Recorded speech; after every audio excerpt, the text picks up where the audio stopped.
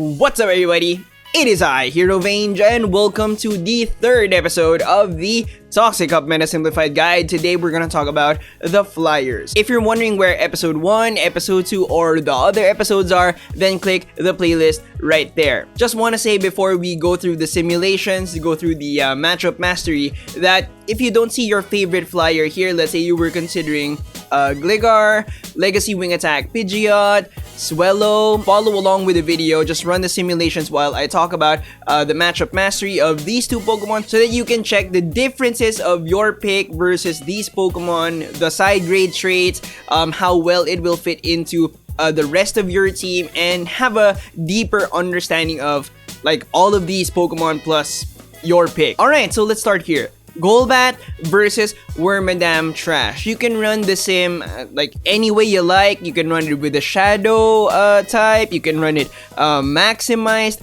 You can't kill Wormadam Trash, and all it has to do is just, this one's actually pretty close, right? Very close, but this is with like a default Wormadam Trash. Yeah, you can't kill Wormadam Trash, and all it has to do is just confusion down. It does not have to block, it does not have to throw. It comes out with 96 energy. Not a great situation, so hope and pray that you never end with this matchup with your Golbat. So yes, Wormadam Trash here, hard counters, Golbat.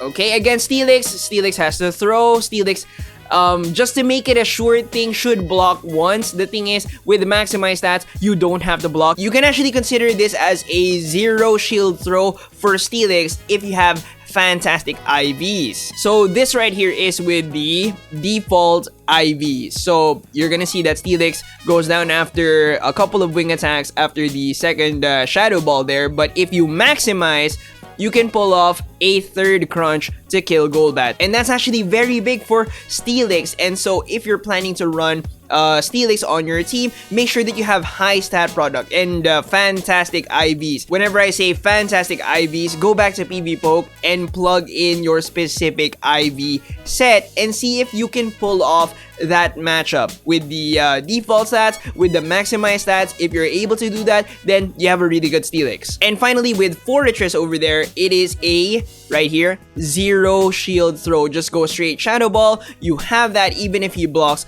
once. You can stay like 1 shield behind. If he blocks once, no need to block. If he blocks twice, you can block once. And then for the rest of the matchups, namely Gligar's steel coverage, very simple. You have to bait to kill Wormadam Trash and Forretress. And then with Steelix, you can straight Earthquake.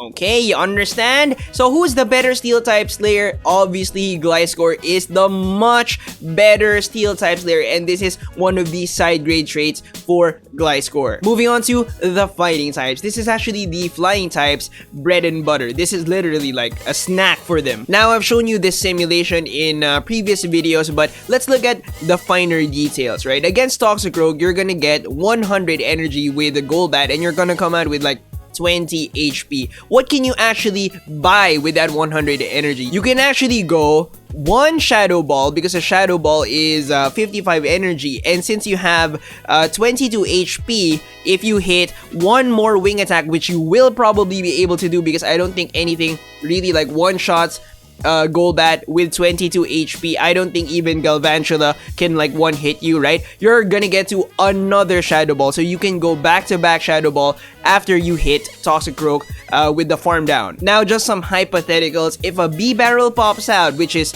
you know, probably gonna be a common Pokemon, then you might want to throw the Poison Fang instead, because it does 40 damage for 35 energy, compared to Shadow Ball does 33 damage for 55 energy, right? So you can get to, maybe, you're probably gonna get to 3 Poison Fangs to hit B-Barrel with 120 damage before you go down, which is gonna be fantastic. But that's with Toxicroak. With Heracross, you come out with significantly less energy, I guess. 70 energy, that's 30% less, but definitely significantly more HP. So you have time to budget your energy properly with Heracross. Now with Gliscor versus Heracross, it's about the same as Golbat. You get 70 energy, you come out with a nice chunk of HP, so you can go for 1 Earthquake, which is 65 energy, or you can go for 2 Night Slashes, 35 each. But again, with Heracross, you have time. You have time to budget your energy. The problem with Toxicroak there is that with the default stats, yes, you can still farm down, no shielding, no throwing. Fine, you come out with 100 energy but 11 energy, right? So you're gonna need to throw fast. You're gonna need to decide really fast. You can go 1 Earthquake, 1 Night Slash, right? Try to get the bait and then maybe land the Earthquake, okay? But if you maximize, and this is the problem here, Toxicroak can kill Gliscor with 2 Sludge Bombs, alright? So that is not great if you were trying to farm down, right? So the safe thing to do, definitely just block once. You don't know what IVs your opponent is running, just block once. You still come out with 100 energy, so you can definitely get that shield back or kill whatever Pokemon comes in. This is a fantastic opportunity for the Flyers. Actually, I would suggest that if ever, let's say you were leading B-Barrel and then a fighter switches in on you and gets locked, don't switch in your Wormadam Trash. You might be thinking, it's super hard countered by Wormadam Trash, right?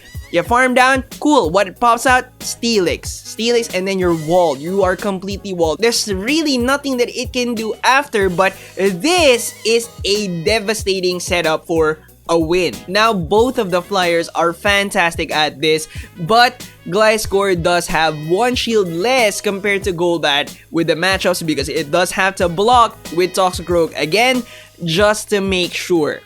Alright, but you know, they're both good at it. But yeah, Golbat takes the cake here. Poor Gliscor here is bullied by the other Flyers because its bigger charge move, its killing blow is Earthquake. And Earthquake is usually double resisted by the Flyers, except Golbat is single resisted because Golbat is part poison. So yeah, but still, it loses to Golbat straight Shadow Ball. Against the water types, they're both bad, but Gliscor is terrible at fighting these guys because Gliscor is part ground. The Earthquake would be devastating to both Qwilfish and B-Barrel, so block once, but you can farm down. Golbat versus Qwilfish is playable. You have to land the Shadow Ball for the win, but if you have maxed out stats, that was with the default stats, you can actually go straight Shadow Ball, but the thing is, it's super close. So I would really highly suggest that you don't just do this in every single match because Qwilfish is relatively uncommon, right? So people might be rocking a more attack weighted Qwilfish. You never know, you end up with 4 HP if both of them are maximized. If Qwilfish has less attack, more bulk. If Golbat has less attack, more bulk. So I would suggest not depending on that, even if you have like a fantastic Golbat, because what if the Qwilfish has a little bit more attack, right? Just a little, 4 points of HP, guys. Your IVs for Golbat in this situation, not that reliable, I would say. Okay, but who is the better Flyer for this type? They're both bad. They're both trash at this matchup, but you know, Gliscor is disgustingly bad. It is terrible. Moving on to the anti-water Pokemon, there's some variety here. Some variety, alright? So obviously Golbat is the much better anti-grass Pokemon. Meganium, you have to block once. You have to block once, but you can farm down. Why? 2 Earthquakes, plus a couple of Vine Whips.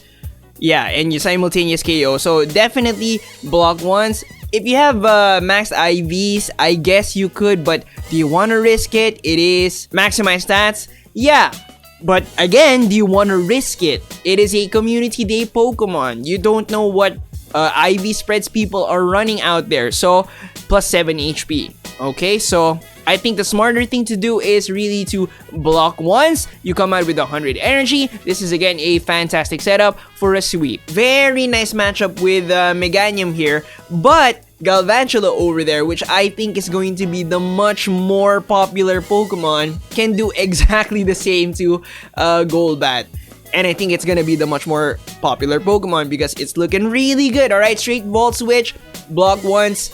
Yeah, Ludicolo is 100% IV based. If you run the default stats, you kill it clean, straight Poison Fang. But if you maximized, Ludicolo can tank the one Poison Fang and throw the Ice Beam to kill you. Let me be real with you. These grass type Pokemon, I don't doubt that they will complete certain teams, but I don't think they will be very popular. I really don't. Galvantula over there, I feel, is going to be very popular because it's looking really good. But the thing is, it's kind of hard to build right now because I think not a lot of people have Joltik, right? I don't know.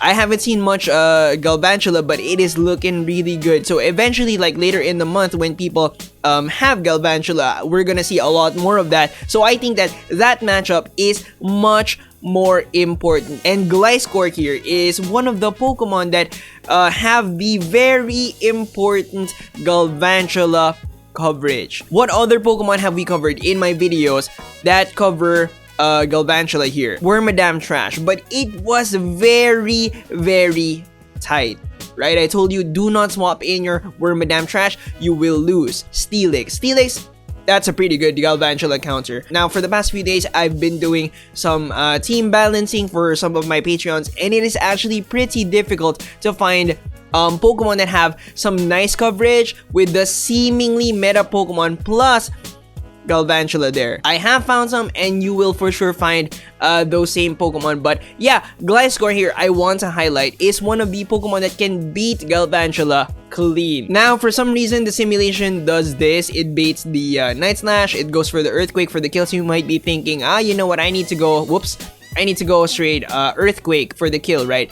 No, all you have to do is just go straight Night Slash. You have it. Even with, let's say, Cross Poison for the bait, yeah, it's not gonna kill you. You just go straight Night Slash, you got it. And so if you're looking for a flyer with a clean anti-fighter hard counter profile and also beats Gliscor, not that great against the water gunners, but still not as disgustingly bad as Gliscor, and it's also a pretty good grass type slayer, then you're looking for Golbat. But if what you're looking for is a flyer that can put up a fight against the steel types, is still pretty good against the fighting types, but not as good as Golbat. Clean Galvantula counter, straight Night Slash, then what you're looking for is Gliscor. Plus, if you get the boost, that is disgusting. That's gonna be it for the video. Thank you so much for watching. I hope you guys enjoyed. I hope you learned something. Remember to leave a like. Before we go, this is a noob vlogging setup,